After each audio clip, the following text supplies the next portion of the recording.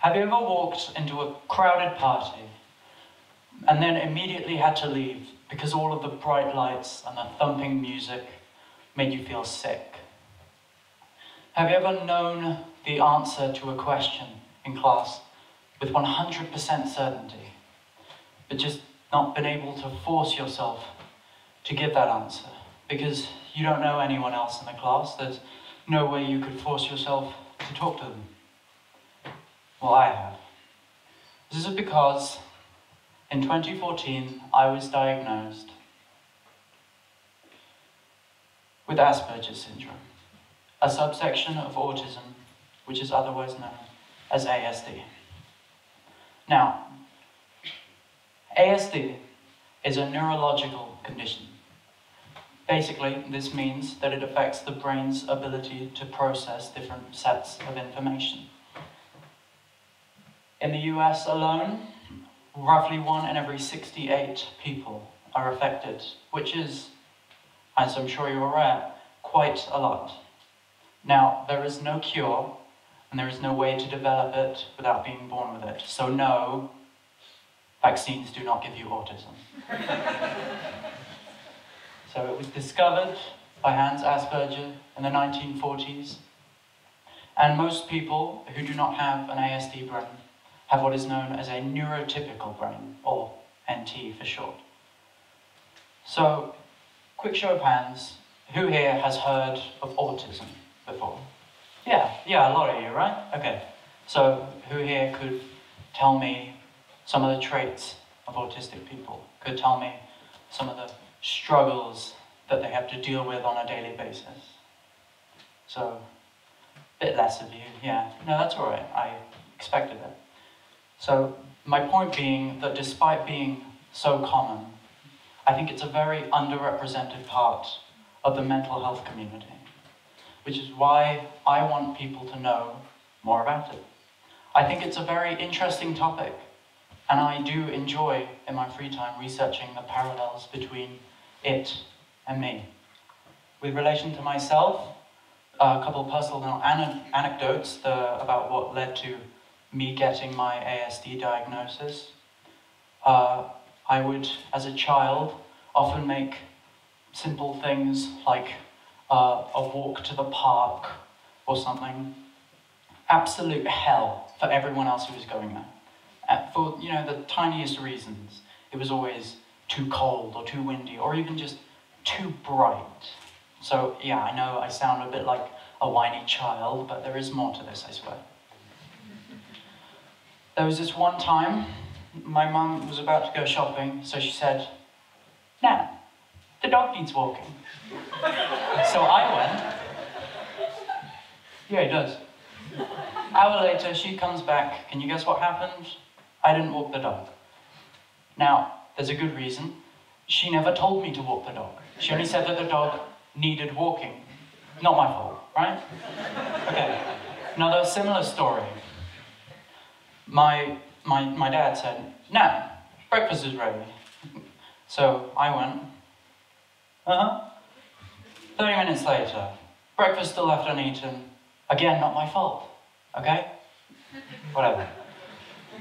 Because of this and a couple other reasons, my parents decided that I should probably go and get checked out to see if there was anything unusual about me, and there was, which is why when I was 11, in 2014, before starting high school, I was diagnosed with ASD. Someone famously said that if you've met one person with ASD, and guess what? You've met one person with ASD. Just like being neurotypical, everybody who has an ASD diagnosis is different from one another. They all think differently and act differently, what have you. But that doesn't mean that there aren't key linking traits between them, because if there weren't, then there wouldn't be an autistic spectrum. So some of the main things that people with an ASD diagnosis struggle with being a need for routine and predictability. I myself have a pretty big fear of failure that often stops me from trying new things entirely. There are sensory processing struggles. This basically makes it hard for me to filter out certain things like, as I've mentioned before, bright lights, music, and other people. There are often social difficulties, like recognizing sarcasm. That's pretty hard. Even taking things too literally, as I've already mentioned. This can often lead to pretty big misunderstandings, or in some of the worst cases, bullying. There's a common misconception throughout the neurotypical community that people who have ASD and autism are unfeeling robots, that we don't really care about other people, that we're just all logic. And this couldn't be further from the case. We feel just as much as any of you, maybe even a little bit more. It's just a lot harder for us to show that we feel more than you, or to even understand that other people are feeling things and how to react to those emotions. A couple famous people with autism. Sure, you recognize some people up here. Dan Aykroyd, that one guy from Ghostbusters. Courtney Love, singer and songwriter. Satoshi Tajiri, inventor of a little game I think you've heard of. It's called Pokemon.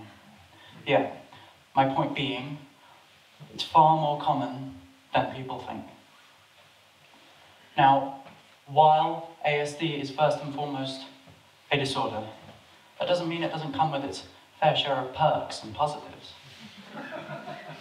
Oftentimes, we have exceptional memories, great attention to minute details that most neurotypical people wouldn't even think to consider or look at. Some companies, even like Apple, for example, search out people with an ASD diagnosis because they can tend to become so enamored with their special interests that they can go on to become great in their own key fields and areas of expertise. But there are challenges. There are setbacks, of course. I've already mentioned how highly sensitive we can be to some things. I can go out some cold winter nights in my shorts and t-shirt and not feel a thing, but a tiny pinprick is enough to get me rolling around on the floor in pain. Now, there's difficulty recognizing body languages and reading other people's facial expressions in a way that most neurotypical people don't even consider a difficulty. I can't understand these things that most people can. And because humans are so complex and so different, all the emotions that they experience and think and feel on a daily basis, I will probably never, ever be able to fully understand these things. Now, a couple more personal things, what it looks like for me. Lots of people in a crowded area, it's very hard for me because, well, I'm not very good with physical contact. I've already mentioned how bright lights and loud noises can make me be very annoyed or distracting, or in some cases even make me feel physically sick. I've already talked about how temperatures can either be too extreme or I can't feel them at all. Sometimes I will do or say the wrong thing to somebody and hurt them, and I won't even know I've done it. Because of this and some other reasons, like my fear of failure, my inability to read other people's facial expressions and body language, I don't tend to speak to new people when I've met them. Because of this, they look at me and they think that I don't want to speak to them. And so because of that, they don't speak to me. And because of that, I see them not speaking to me, and it sort of goes on in a bit of a vicious circle that I can only break through some miracle. Moving to STGIS last year was probably the hardest challenge of my entire life. Everything that I've mentioned came into effect. There were new faces. It was a new environment. I didn't recognize anybody or anything, and it was hard. It was really hard. But thankfully, STGIS is a very supportive and caring environment, and it really helped me feel inclusive. It really helped me fit in with its understanding teachers and people. The one thing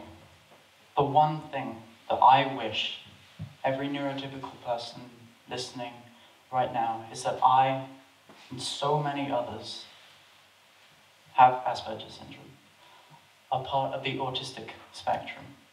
Now this might sound a little bit pretentious, but if you knew that someone was blind or deaf, I'm sure that most of you would make some adjustments in your behavior to help deal with some of the struggles and challenges that these people deal with. And in a way, I think it's the same. Now, I'm not asking anyone here to go off after tonight and to do hours and hours of research to find out every little thing about what makes us tick, to understand all this stuff about us. No, I'm not asking for that. I'm not even asking for anyone's pity. I just want you to take into consideration some of these things that I've said next time that I, or many others, might blurt out something unintended, or do or say something that might hurt you, and not even apologize because we don't realize that it was strange or wrong. Okay, today I dare to share my story with you. And in doing this, I hope that with more awareness, the neurotypical community and the AA can help and support the ASD community so that together we can all reach our individual potentials. And I dare you to go out and talk to someone who you might not have talked to before because they were a little bit too quiet, because they appeared a little bit different from you. You never know. You might make a new friend, you might learn something new, or you might just make someone's day. Thank you very much.